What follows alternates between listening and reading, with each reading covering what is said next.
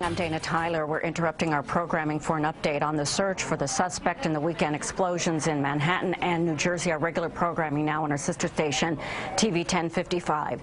Police identified a suspect named Ahmad Khan Rahami, 28 years old, a naturalized citizen from Afghanistan. Federal agents did raid his home in Elizabeth, New Jersey this morning.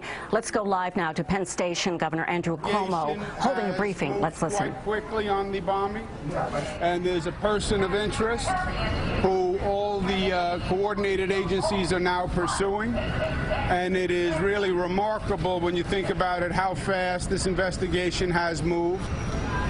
So that is a very good sign. And the message from New Yorkers is we're going about our business. And it's a Monday, and the MTA is up and operating, and the trains are up and operating, and the airports are running, because we're not going to allow the terrorists to win. What do they want? They want to disrupt. They want to intimidate. That's what terrorism is. And we're not going to let them do that. And that's why we work so hard, and that's why I applaud the MTA and all the other agencies and how fast they came back up to speed, because this is New York, and in New York, we're not going to be intimidated by these terrorists. I just spoke with President Obama, who first wants to congratulate all the first responders, who he says, as he's been watching, they've done a phenomenal job. He gave a shout out to the National Guard. I told him that I was going to be seeing them today. He wanted to personally thank them. And I gave the president the same message. I said, we're up, we're running, we're going to pursue the investigation, we're going to bring who's ever involved to justice, and the disruption is going to be their lives, not our lives. But in the meantime, New Yorkers don't get intimidated. It's not who we are, it's not in our blood, it's not in our DNA. We've been through a lot worse. We went through the 93 World Trade Center bombings. We went through 9/11, and we're not going to allow them to interfere with our lifestyle. So congratulations to the first responders. I want to thank them all very much. They came out on short notice. To the MTA police, to the NYPD, to the FBI, that has been fantastic. We're going to get this guy, and we're going to bring him to justice, and in the meantime, we're going to keep New Yorkers safe. So thank you again to all the first responders. Questions, comments? What can you tell us about any potential links between these various devices? Well, there are certain common elements among the devices. The bombs used in Elizabeth and New York are different, but there were some common elements. Compounds that were in the bombs, as well as some technology. And that's one of the theories by which the investigation thinks that there may be one person or one group of people behind all of the bombs. You said you spoke to President Obama. He's been uncharacteristically quiet, given that he's in New York and this happened in New York. Well, he was very well informed, I can tell you that. I spoke to him about the investigation. He was totally up to date in the investigation. So he had been getting briefings all along. That was clear. That was his primary focus. And he wanted to make sure that we had everything we needed in New York. And I told him the FBI couldn't any better. The Department of Justice has been great. We've been dealing with a lot of federal officials and coordinating, and they really have been extraordinary. So there's nothing that we needed at this time. And he asked how we were doing, and I said we're doing just fine, that New Yorkers don't get intimidated, and he wanted me to express his gratitude to all the first responders. So his comments came through you?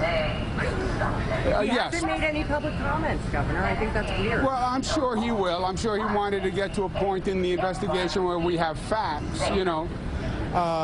It's not helpful when you don't have any facts and you just take a lot of questions and you have no answers, or early in an investigation when it's not appropriate to be talking about the investigation. You know, I was the Attorney General before I was governor, and we did a lot of investigations. I understand the public's right to know and desire to know.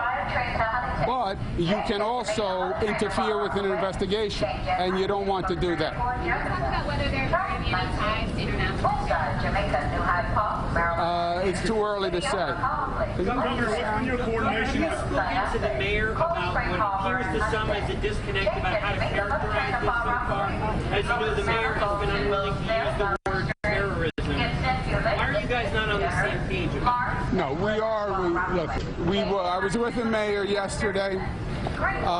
We agree on all the facts, all the circumstances, all the actions. We are totally in lockstep on both the strategy and tactics of what we've been doing. Period. I said yesterday, I believe it was an act of terrorism. Now, 2 bombs go off. By definition, terrorism is taking an action that endangers human life, that appears to be intended to cause intimidation or coercion. I believe you set off a bomb, you try to set off a second bomb, that's an appearance of trying to intimidate New Yorkers.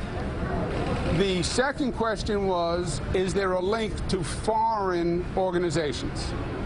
And yesterday, there was no hint of any connection to foreign terrorism, right? No group had taken accountability, no group had put out a statement, and it was very early in the investigation. It still is early, but there may very well turn out to be a link to foreign terrorist organizations, and that we'll find out today or in the coming days. But I think it was semantics yesterday. Some people call it terrorism. Some people said it appeared to be terrorism. I believe that's all semantics. I also believe you had a little politics going on yesterday, frankly. Part of it was, well, Hillary Clinton called it this and Donald Trump called it that. So the media loves the politics in the silly season, and we are in the silly season, which is more like a crazy season this season. From my point of view as governor of New York, I just want our people to know the facts, know the truth. New Yorkers, I believe, can deal with anything. I'm a lifelong New Yorker, born and bred. But they want the facts and they want the truth, and that's what I wanted to give them. Governor, can you address, or can Mr. Prendergast address, in terms of measures being taken in the transit system? When we closed the stations, we made sure that we were responding to the needs of the investigation to do what they had to do. Then we came in and did an inspection to make sure there were no structural issues, and then as they gave the stations back to us, we returned service. We've got a heightened awareness out there with MTA Police as well as the New York City Police Transit Bureau, and we've had a heightened presence with the other agencies as the governor has outlined, and we'll remain with that heightened presence, holding people over at the major terminals and keeping our eyes open. If you see something, say something. Uniform presence as you see here right now. That's what they'll expect to see. Governor, what concern? Excuse me 1 second. You probably have this week the highest security and police presence ever assembled. The NYPD has increased forces. The federal government has increased Homeland Security forces. We have additional National Guard, additional state police, partially given the UN General Assembly, partially given what's gone on over the past couple of days. So it's probably the highest security presence that we've ever seen in this area. Governor, what concerns do you have about possible devices that have yet to be discovered, and is there any idea whether they might be out there? Well, look, we have no reason to believe that there are any other devices from this situation or from these individuals. But let's be honest. I'm governor of New York. Every day, I believe we have to be in a state of readiness. We know New York is a target for terrorism. We know the frequency of terrorist attacks is increasing globally. It's all over the country, big cities, small cities. It's all over the globe. So be vigilant, be on constant guard, and just assume that there could be a terrorist attack at any time, anywhere. I think that's the most prudent course to take, and that's how we operate. But we have no specific information on anything else from this episode. All right, guys, one more. The man who all your officers are looking for at this point and the public. Nothing new that you haven't heard. Governor, Amtrak does not check tickets the way airlines do. Will you ask the federal government to start asking for IDs and tickets before people can board a train? We are going to outline shortly, I don't want to get ahead of Tom Prendergast, but we're going to outline shortly a new plan for Penn, part of which will be new security measures. Okay? When will that be, Governor? When will that Next few weeks. Thank you very much. Thank you. Thanks, Governor. Good to see you. I'm good. Governor Andrew Cuomo wrapping up a news conference at Penn Station, at times competing with the public address system. They're announcing trains. On your screen now, the suspect at an all-out search has begun. That word, these photos put out earlier this morning. The man's name is Ahmed Khan Rahami, 28 years old, immigrant from Afghanistan. Also resident, last known address, Elizabeth, New Jersey. New Jersey State Police putting out these photos to show the different looks that the suspect could have. The search continues. President Obama expected to speak this afternoon. Who's at the United Nations, as well as Mayor de Blasio and the new police commissioner, James O'Neill, 12:30. We will see you, CBS 2 News, at noon. Right now, back to your programming.